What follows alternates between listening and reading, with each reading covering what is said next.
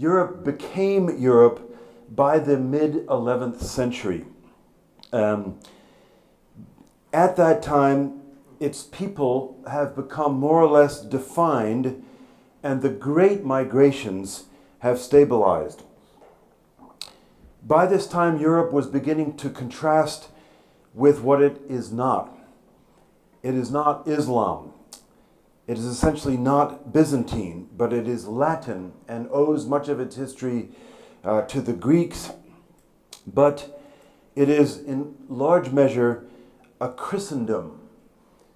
I would never want to say it's a Christian continent, because I think after Pentecost, after the exile, we don't have a theocracy. We don't have a country or a continent that can claim to be Christian.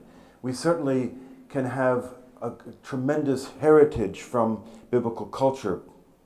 But geographically, Europe is identified with Christendom, and that means a variety of things for a variety of countries. Now, Europe's identity as a continent begins to consolidate then with the Middle Ages, due to travels, due to sharing cultural values. And then at the Renaissance, or the Renaissance, this European identity consolidates even further. At the Renaissance, at once a dream of another age, of another culture, and feeding on its own resources occurs. As you know, Renaissance literally means rebirth, and it refers particularly to the rebirth of learning that began in Italy in the 14th century, spread to the north, including Great Britain.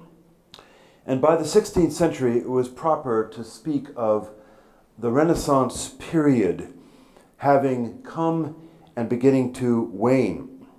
One of the characteristics of the Renaissance was much more than just a rebirth or a dream. It was an age of new discoveries. It was the exploration of the new world and around the globe. It was the rebirth of intellectual discoveries. And these resulted in changes of tremendous import for Western civilization. In science, for example, Copernicus attempted to prove that the sun, rather than the earth, was at the center of the planetary system, thus radically altering the cosmic worldview that had dominated antiquity and the Middle Ages. There's a fascinating story attached to Copernicus and his revolution, and it was first told by Thomas Kuhn, who is the famous author of Scientific Revolutions and who coined the phrase paradigm shift for us. He went a little far with it, I think, but he started off studying Copernicus' revolution, and he made the interesting observation that the reason that Copernicus came up with a sun-centered system had little to do with observation. The Ptolemaic system, based on Aristotle, with the Earth at the center, rather accurately described the motion of the planets and the stars around the Earth, including these hiccups, retrogrades that you can still measure, and it's quite useful to use his method. Copernicus thought there was something rather inelegant about this picture, with its hiccups and so on. And as he thought about it, he realized that if you put the earth at the center, things become much simpler. And he believed that God was a God of simplicity. This is a kind of late medieval understanding. And that this view was not only compatible with Scripture, but it was quite in harmony with Scripture, talking about God inhabiting above the circle of the earth and things like this. And he developed language that Calvin and the Reformers would use. That is that Genesis and the other books of the Old Testament speak of the rising and setting of the sun phenomenologically rather than as a cosmological statement. There's very little cosmology in the Old Testament. And famously, Copernicus wrote a letter to the Pope, who his ally, saying, show this to the mathematicians. For heaven's sake, don't show it to the theologians. They'll be very upset. And Kuhn's point was that this shift occurred because of an ideal, a Renaissance ideal of elegance and simplicity, later to be confirmed, of course, by instruments and measurements. But this, as we now know, altered the worldview that had dominated antiquity. It took many centuries for it to completely replace the Aristotelian system, but it is one of the great traits that unifies European consciousness. Martin Luther challenged and ultimately was one of the main causes of the divisions in one of the great institutions that had united Europe through the Middle Ages, the Church, known as the Roman Catholic Church because its center was in Rome. Renaissance thinkers often thought of themselves as ushering in a modern age as distinct from the ancient medieval era. But that's only a half-truth. As the great historian Heiko Obermann showed, there were many elements in common between late medieval thinking, late medieval theology, and the early reformers. And the breach was very important, of course, with the rediscovery of justification by faith. But it was not a radical breach in the way some historians have wanted to make it. Study of the Renaissance might center on 5 interrelated issues. First, although Renaissance thinkers often tried to associate themselves with classical antiquity and dissociate themselves from the Middle Ages, important continuities with their recent past were there. One of them was a belief in the great chain of being, which was developed in the Renaissance, but had been talked about earlier. The great chain of being was a scheme that saw all of the world as it was created by God, beginning with the simplest things and moving up through the chain of being, through vegetation, through animals, through mankind, angels, and ultimately God, full being at the top. This was a rich scheme. It ultimately spelled the downfall of a completely radical biblical view because it lacked the separation of creator with creature. But nevertheless, that was in evidence. Second, during this period, certain significant political changes were taking place. Of course, the rise of the city-state, the beginning of the independence of certain local kingdoms, in the face of the Holy Roman Empire, which, as historians will tell you, was neither holy, nor was it Roman, nor was it a real empire. But it was an organizational reality whereby some of the great human empires under the umbrella of Charles V and the Holy Roman Emperor were beginning to give way to the sovereignty of the local princes. Though the heart of the Protestant Reformation was theological, it was, of course, aided and abetted by political realities. Martin Luther's 95 Theses were posted against the aberrations of indulgences, as we know. But it also was an expression of the ire of the local people of Wittenberg against Tetzel, who was a health and wealth guy, coming and selling the indulgences, whereas Wittenberg had a very, very large collection, perhaps the largest in Europe, of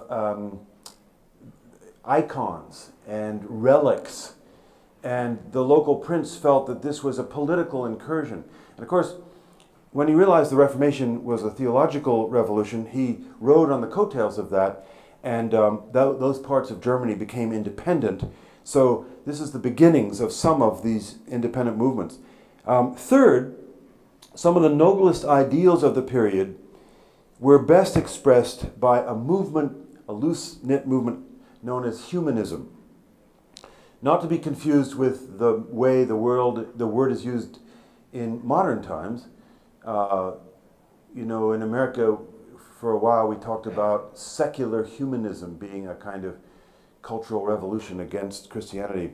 Humanism in the Renaissance was a return to humane letters, to elevating the role of the human author and studying the humanity of some of the great sources of civilization, including the Bible, so that modern biblical criticism and translation of the Bible into the vernacular were born out of this humanist instinct. Calvin was a superb humanist scholar, and it was because of those ideals that he was able to render the biblical message so clear and so simply. One of the places I like to trace, and I don't have a PowerPoint for you, I'm sorry. I should, but I didn't. I don't. Is the change in the way biblical people and mythical heroes are portrayed between about the 12th century and the 16th century. If you look at pictures of Mary and the infant Jesus from the 12th century, you see a rather frozen, iconic look. In fact, in some of them, the baby Jesus has an adult face, even though he's sitting on her lap. And this is because of the spirituality in the medieval church was very much one of coming to the grace of God, coming to transcendence, coming to the heavenly places through earthly icons, through earthly figures. And there's a whole theology there. If you move on through the 13th, 14th, and then 15th centuries, you'll see these figures are humanized. Mary, at the hands of the Italian Renaissance painter, is a lovely young woman, a model. The infant Jesus is a bambino. And they become real. And that, I think, in the hands of somebody like Leonardo da Vinci, helped to humanize, I think in a good way, on the whole, our understanding of the gospel. There are Christian critics of the Renaissance who take humanism to mean an overly human, autonomous philosophy. But I think for the moment it was rather moving in a good direction. Then fourth, and connected to the humanist ideal, the literary doctrine of imitation. This was important for its ideas of how literary works should be created. There was no cult of originality. The idea was to do the best you can with taking the best tradition, taking the best master, the best author, and respectfully imitating their work. And then finally, what later probably became even more of far-reaching influence on literary creation and on modern life in general, the religious movement in tandem with the Renaissance that we've named the Reformation. The Reformation defined Europe in a number of ways. In the countries that embraced Protestantism, it had the tendency for a more independent church life, independent from the state. It had the tendency in many places for greater individual sense of calling, often resulting, as Weber pointed out, though I don't think he got it right in all the details, in more prosperity and higher standards of living. Renaissance thinkers strongly associated themselves with the values of classical antiquity. Conversely, they tended to dissociate themselves from the work of the Middle Ages. What this meant for the Reformation was looking back at the original documents, ad fontes, a beginning sense that the autographer were the inerrant Word of God, and that the transmission of the Bible from these autographa to the modern documents was carefully overseen by God. Now, I don't want to spend too much more time on the Renaissance nor the Reformation. I do want to say that right after the Reformation were these cataclysmic wars of religion. And they were often wars between Protestant and Catholic states. And so at the Peace of Augsburg which was a treaty between Charles V and the forces of the alliance of Lutheran princes, the Schmalkaldic League, on September 25th, 1955, signified that the religious struggle between these two groups was largely going to be over at a political or at a violent level, a military level. And it instigated a legal and permanent division within the Holy Roman Empire. Building on the principle of cuius regio, eius religio, the Holy Roman Empire's state princes could select either Lutheranism or Reformation thinking, Calvinist theology, or Roman Catholicism within the domains that they controlled, ultimately reaffirming the independence that they had over their states. Subjects, citizens, or residents who did not wish to conform to the prince's choice were given a period in which they were free to emigrate to different regions in which their desired religions had been accepted. Building on that, the Peace of Westphalia in 1648, a series of treaties in Osnabrück and Münster, resulted from a large diplomatic congress, thereby initiating a new system of political order in Central Europe, later called Westphalian sovereignty. This was based on the sovereignty of the state rather than the influence or interference from outsiders like the Habsburgs. It was the triumph of sovereignty over empire.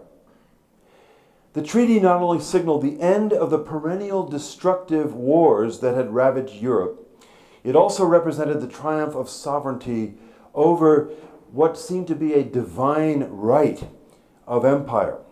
And it's considered the first version of international order. Now, these treaties did not restore peace all throughout Europe. France and Spain remained at war for the next 11 years, but they did create a basis for national self-determination, one which still informs European identity in an important way. Then come the storms of Enlightenment, along with the incursions of revival. The Enlightenment used to be thought of by historians as pure confrontation between Christendom and a Christian consciousness and rationalist modernity. We now realize that the phenomenon of the Enlightenment was far more complex.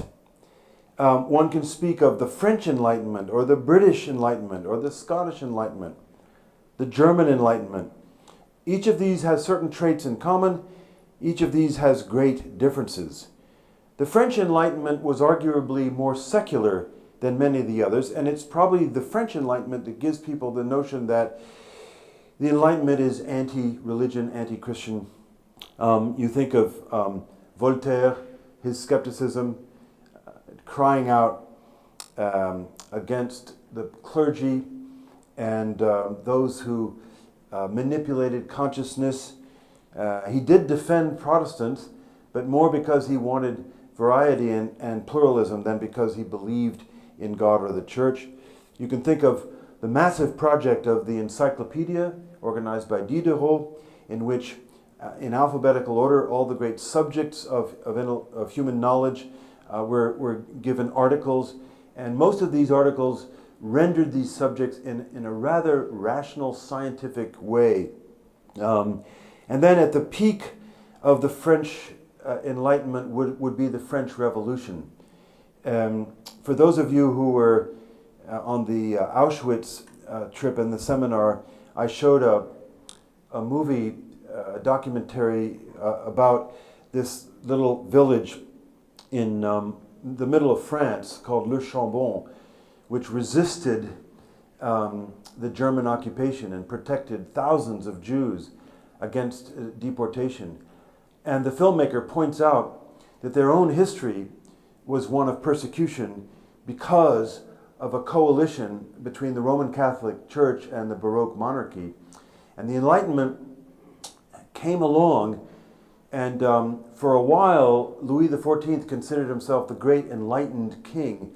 But soon, the Enlightenment gave forth another set of values based not on this coalition of Baroque monarchy and the church, but on the basis of the rights of man. And the Protestants had quite a bit to do with this. So after the French Revolution, many things happened that never quite restored France to the previous order, but it was the exhaustion of the Enlightenment principles and a restoration of France to some extent. The British Enlightenment was rather different, less radically anti-Christian. It created a version of Christianity known as deism, which sought to harmonize the principles of the gospel with Enlightenment rationalism. So you have people like John Locke or Toland, who wrote about the reasonableness of the Christian faith and tried to convince their readers that Christianity was actually an enlightened religion. There was a lot more going on in British Enlightenment thinking than deism. In the German side, it was the more spiritual and pre-romantic kind of Enlightenment. Madame de Staël, a great French author, wrote a groundbreaking book called De l'Allemagne, on Germany, in which she tried to persuade French people that the way to do Enlightenment is the way the Germans do it. You don't have to jettison your Christian faith. You can be spiritual and enjoy the human values and the great culture of Germany and still be Christian. There is something that unites all of these elements. There was a new trust, of course, in human rationality, but they were all very different versions of it, and each interacted with Christianity rather differently. In tandem with, and some would say in partial dependence on the Enlightenment, come the amazing revivals in many, many parts of the world, in Great Britain, in Switzerland, in France, in Germany. There were awakenings of all kinds. In Germany, you can think of the rise of pietism, which is, for some of us, a bad word today, but it wasn't meant to be then. It was the rise of a personal piety which put into question the coldness and the institutional rigidity of the Orthodox Lutheran Church. And people like Spener and Zinzendorf created works like orphanages and Protestant equivalents of contemplative orders that sought to be closer to the Lord. Famously, Johann Sebastian Bach, though he was utterly an Orthodox Lutheran, loved the poetry of the Pietists and used a great deal of it in his cantatas and in his passions, because he believed these expressed a personal relationship to Christ, which Luther had first begun to talk about. And so, in many ways, these awakenings and then later modern missions were born out of this great challenge of traditional Europe. Now, of course, as you move forward to the modern era, you find that there were devastating effects of the ideal of enlightenment, one of them being secularization. The increasing separation of church and state was a good thing at the social level, but the decline of a religious influence was a bad thing on the cultural level. And as I tried to argue in the Auschwitz seminar, in the 19th century, more and more arguments were made trying to defend an anthropological, man-centered view where God, if he was lucky enough, came in as in a support role, until you finally have Nietzsche, who declares, polemically, of course, don't know exactly where he was personally, that God is dead, and we have to stop acting as though he were quite alive. We have to stop acting as though Christian morality works when God is dead. The only thing that works is the will to power and the higher man. And then the two great devastating world wars come and ravage Europe. They were global wars. They extended beyond Europe, but they were first and foremost a European theater. And Europe is still defined as Europe, but it becomes devastated again by wars that had ceased since the Peace of Westphalia. And I think, as we talk in a minute about opportunities, one of them will be to preach the gospel in what is still war-torn Europe and guilt-ridden Europe. And of course, we have to note the emergence of the European Union. At first the economic community, then the EU in the years after the war. It's a unique economic and political partnership between, I think, 28 European countries that together cover much of the continent. The EU was created in the aftermath of the Second World War. The first steps were to foster economic cooperation, the idea being that countries who trade with one another become economically interdependent and more likely to avoid conflict within and to have clout with competition without. And the result was the EEC, the European Economic Community, created in 1958, initially increasing economic cooperation between 6 countries: Belgium, Germany, France, Italy, Luxembourg, and the Netherlands. And then a huge market created that continues to develop. I'm going to say a bit more in a minute about the EU, European Union, because I think it defines what much of Europe thinks it is. How is the church present in all of this? Very, very long story, and I want to get to some more practical opportunities rather than tell the story that's been so well told in many, many places. But of course, because of the wars, because of the devastations, also because of great economic upheavals, Christianity was radically challenged. As Berkouwer points out in his book on divine providence, though it shouldn't have been, theologically, it became less plausible to believe that God was sovereign and good in an atmosphere of such a catastrophe as the First World War, where tens of millions of people died on the battlefield or were gassed to death. And in the aftermath, the grand deuil, the great mourning, occurred not only for those who died, but for those who wouldn't be born because of the devastation. And in this atmosphere, it became more difficult, less plausible to believe in gospel values. And he points out it shouldn't have been, because it's often in such an atmosphere of trial and difficulty and judgment, indeed, that the church can grow. Now, as we know, advocates of the secularization thesis will tell you that this is part of the plan.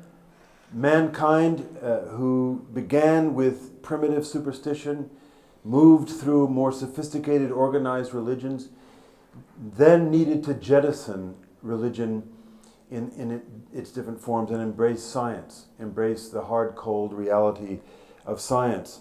And some of this was descriptive, some of it was prescriptive. And as Peter Berger, the eminent sociologist of religion, discovered in the last couple of decades, the thesis was wrong, largely wrong. Europe arguably still has a great deal of secularization, particularly in some countries, but even Europe is not entirely secularized.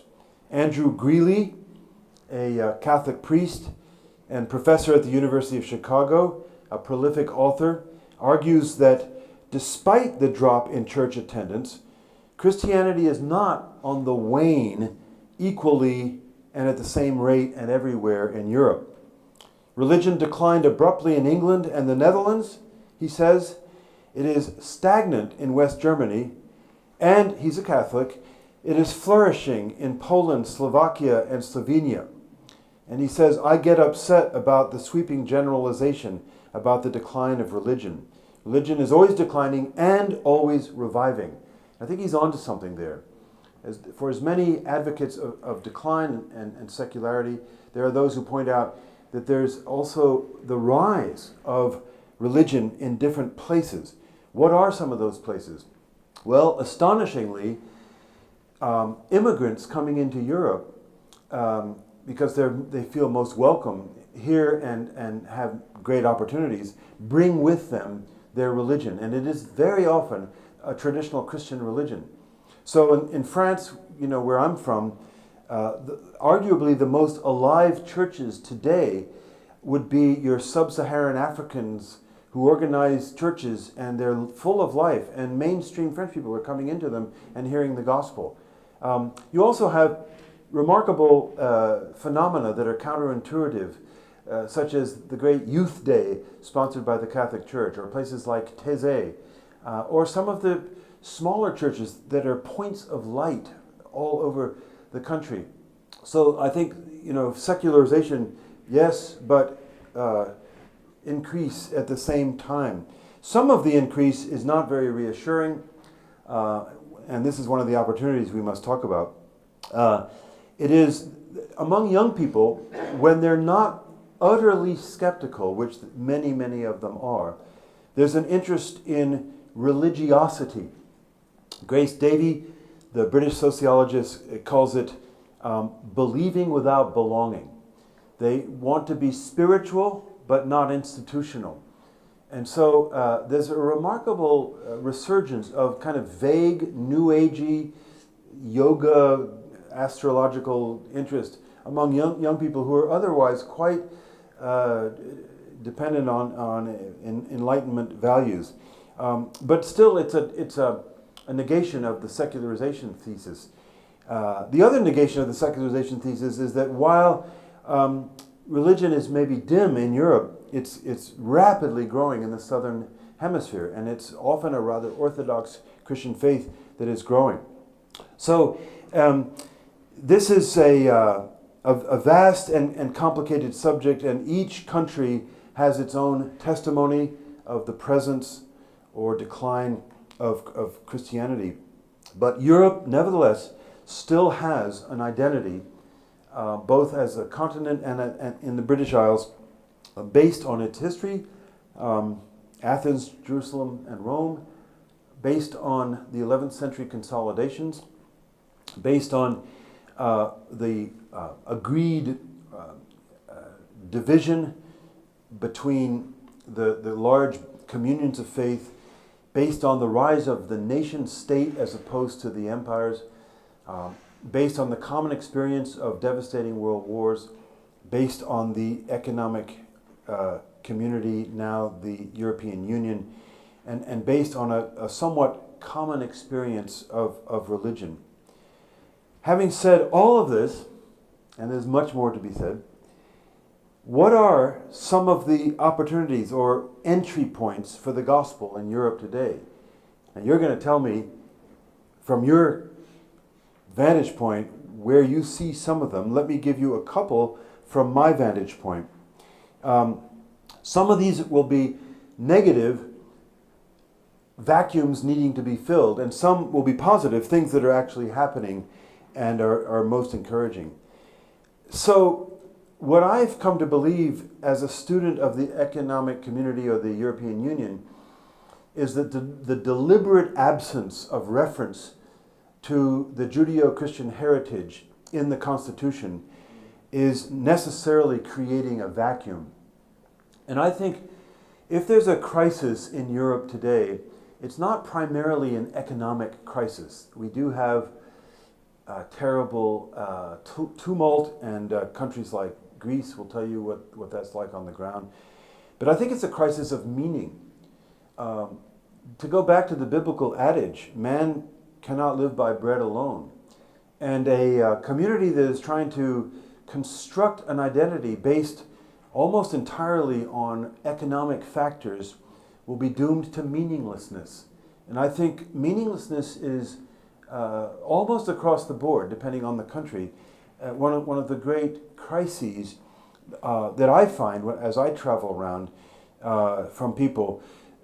This morning in another seminar, someone talked about indifferentism, and I think there's a great deal of indifferentism. We were in France not too long ago on a Reformation tour. We were in Orléans, where Calvin studied law. And we were sitting next to a very nice young couple, maybe in their 30s, at a restaurant. And we got into conversation. They asked us what we were doing. And we said, well, we're following the Reformation. And we're looking at where Calvin studied law. And they volunteered rather aggressively. Today, none of us young people believes in any of that. And I have a feisty side to me, so I said, I notice you're a very religious person. And he didn't like that at all. And I said, well, you said that with such religious fervor. But he did declare that all young people in Europe don't believe in anything, which is not true. But he was saying something that I think a good many young people stand for. And, when we probed a little bit and we asked him, what does he base his life on? He kind of shrugged his shoulders. You just get along, do what you can, try to get a job. And it was empty. It was just meaningless, And we tried to tell him, you're going to have a midlife crisis and it's not going to go well for you. And tried to tell him things. But I think that this is perhaps one of the greatest opportunities in many European countries. Because whenever we try to live by bread alone, a vacuum is necessarily created. And that vacuum is going to be filled either by craziness, like New Age, or general spirituality, or cults or sects, or it can be filled by the gospel. Another opportunity that's rather negative, and it's still lingering, it's been 60 years now, but is the guilt of the way many Europeans, not just the Germans, treated the Jews, as well as other minorities, but primarily the Jews. So again, on the cusp of our studies of Auschwitz, which of course is harrowing, we've been made aware once again of the irrational, yes, but vengeful and resentful hatred of minority populations. You can study the history of that in Germany. It's embarrassing, humiliating defeat after World War I, the Treaty of Versailles being a very, very humiliating treaty, depriving Germany of most of its military, causing it to lose 14% of its lands, and throwing it into inflation, the likes of which the planet had never seen, and then the rise of an obscure and fringe movement like National Socialism, guided by what Stephen Osment calls the barbarian prince, Hitler, who was able to convince reasonable people on the whole that Germany's great problem was that enemies had crept in and were causing its downfall and its humiliation, and they needed to be purged. And we know the rest of the story. Germans were not alone in this. There was anti-Semitism in almost every country in Europe to some degree or another. Some countries during the war did a lot better in resisting than others. And we know the great stories of resistance, and they're very encouraging. But most countries were silent, complicit, or both. And as a result, I think many Europeans are still wrestling with the guilt of that. In fact, anti-Semitism is hardly over. As we know from just recent events, in France and a little while ago in Norway, there's remarkable presence of these fringe right-wing movements who are ready for violence with the same Hitlerian philosophy against the Jews. So it's not over. But again, this is an opportunity for the gospel. Because what's the gospel about? It's about atonement. It's about forgiveness. It's about the purging, not of people, but of sins. And in the seminar, we showed a painting by Chagall called Kristallnacht, where he sees Christ as a Jewish person on the cross suffering for his people. Now, he's not a Christian in this painting, but he begins to appropriate the Christian reality of the crucifixion in a right direction. What's missing is the resurrection. Well, we have a message that I think if we deliver it tactfully, sensitively, with full admission of the church's guilt and so on, that ought to bring hope to Europe that is still wrestling with its past. And a lot of good things are happening in France. Obligatory education of young people about German history, about what France did during the war. They were among the greatest contributors to the deportation of Jews of all other countries in Europe. And people like Klaus Barbie and others were doing their duty for France, obeying orders. And the French government is trying everything it can to educate children to a different way. The Germans, of course, are ahead of us. They are obliged to go to Holocaust museums. They have to see movies like Weapons of the Spirit. Those are good measures, but the gospel is what is needed. Other problems, other opportunities.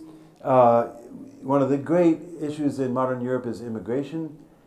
How much, where, when. There is a lively debate about immigration.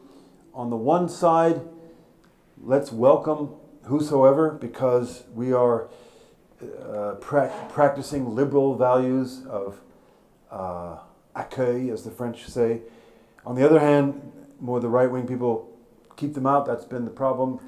But Christians, I think, have a better way, a third way, a tertium quid, where we have a philosophy of government in relationship to other spheres of society, which allows for participation on the one hand and assimilation on the other hand. I think we develop a Christian biblical political science where government must to some extent be participatory because of the people. It's representing the people. And that means that slowly but surely and sensitively we've got to have participation from people that have come to our countries more recently. But at the same time, assimilation, because we can't have them bringing wholesale values from the global south and imposing them on our northern countries. This is a great debate, and it's a very difficult one. You think of the debates over Islam in Great Britain and many other places. In France, it's one of the most difficult debates because there we have some 10 to 12 million Muslims, mostly immigrants, who came up basically wanting to find work and to live peacefully, but of course in such numbers are not easily assimilated, nor do they want to be. They want to participate to some degree, but there's a great deal of prejudice against them. Well, a few years ago, the little girl showed up in one of the French schools with her veil, and she was told to take it off because of the law of laïcité, the separation of church and state, and a great big debate occurred. The government couldn't say you may not wear any religious garb anymore because then the Catholic Church would have been upset. French Catholic girls would wear crosses around their necks. But it didn't want to say that you can wear overt symbols because that was considered a breach of liberty, equality, fraternity, which was the French value from the Revolution. I think there's error there. It's easy for me as an American to say that because we don't have problems with people wearing different clothes. We have lots of other problems. But there's a debate there that can be helped by Christian principles of sovereignty of the spheres, the development of political theory based on New Testament views, which I think is a great opportunity to clarify what is the state, what's the role of the state, what is the good of politics, to quote a very helpful recent book by James Skillen. What are the requirements for a country's proper sovereignty from Westphalia to the present in order to keep its integrity and to give its citizens freedoms and the right to flourish and so forth. So I'm not saying I have all the answers, but I think there are wonderful answers to bring here. And then finally, to the secularization, desecularization that I described earlier, we have a great deal to say. It's a tremendous opportunity. To my French neighbor at the restaurant, maybe a bit abruptly, I was able to say, though, that everybody is religious. Jacques Ellul had said it long before me in his book, The New Demons. He says when we get rid of Christianity, we don't replace it with nothing. We replace it with new religions. And his candidates were hedonism, technology, nation building, and things like that. I think we can find other candidates, but we have an anthropology that ought to help tremendously with getting the gospel across to modern Europeans. Those are just 4 out of many opportunities that I think we have. The last part of your outline, I won't even go over them because I didn't realize we were going to have this wonderful day of discovering each other's ministries tomorrow. But I listed a few vignettes of gospel presence where people are doing great work already, points of light that I think are taking advantage of these challenges and opportunities. And the speaker last night gave us yet another one, which is about freedom. So I think I'm a pathological optimist by nature. I hope it's a gospel-driven hopefulness, but I tend to see things brightly. And in all the chaos and all the darkness and all the challenges, I actually see tremendous opportunities for the gospel today in Europe. And it's a time of encouragement. And if we only look at the situation a bit analytically, look at the historical perspective, look at biblical principles, we will be able to supply some gospel answers to a very, very needy set of cultures. One reason I'm deeply invested in the seminary in Aix-en-Provence is because I believe that while we don't see a great revival, we don't see a Reformation today, if God should give us one, we need to be ready. And we need to train our leaders to help the people who are being revived to know which direction to go and how to avoid some of the instabilities that we see in other parts of the world. So I think it's a great opportunity for the gospel, and I would urge each of us in his or her own realm to study what can be done to take resources away from places like ELF or other friends who are working, and to know that you're not alone and that there are opportunities for us today.